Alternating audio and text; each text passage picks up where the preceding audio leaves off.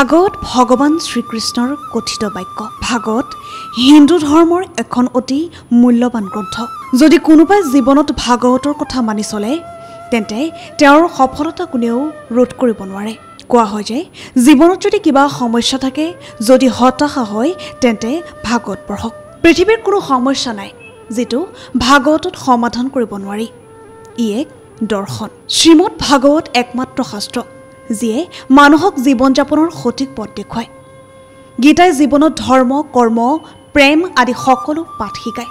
শ্ৰীমদ ভাগৱত গীতাৰ জ্ঞান মানৱ জীৱনৰ বাবে অতি উপযোগী বুলি বিবেচিত কৰা হয়। গীতা হৈছে গোটেই জীৱনৰ দৰ্শন আৰু ইয়াক অনুসৰণ কৰা ব্যক্তিজনেই শ্ৰেষ্ঠ বুলি মানি লোৱা হয়। ভাগৱত গীতাত শ্ৰীকৃষ্ণই কৈছে এজন ব্যক্তিৰ কেতিয়া পতন হয়। গীতাত শ্ৰীকৃষ্ণই কৈছে যে যিকোনো এজন ব্যক্তিৰ যেতিয়া পতন আৰম্ভ হয় তেতিয়া তেওঁ আনৰ পৰা নিজৰ সকলো পৰামৰ্শ ল'বলৈ আৰম্ভ কৰে। গীতাত লিখা আছে যে আপুনি যিমানেই মহান প্ৰভাৱশালী ব্যক্তি নহওক কিয়, আপুনি সাধাৰণ মানুহক কৰা প্ৰতাৰণাই আপোনাৰ ধ্বংসৰ সকলো দুৱাৰ মুকলি কৰে।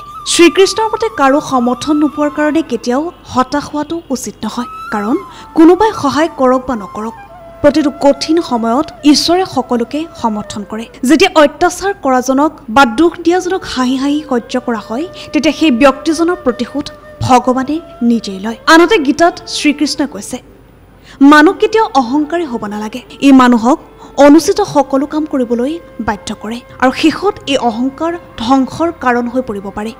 গতিকে জীৱনত যিমান পাৰি অহংকাৰ এৰি চলিব লাগে। আজি আমি জীৱন মাধুৰীৰ এই খণ্ডটিৰ জৰিয়তে গীতাৰ মতে মানুহৰ পতনৰ মূল কাৰণসমূহ কি তাৰ বিষয়ে আলোকপাত কৰিলোঁ। আশা কৰোঁ ভগৱান শ্ৰীকৃষ্ণই গীতাত দিয়া এই অমূল্য বাণীৰ জৰিয়তে আপুনি উপকৃত হ'ব।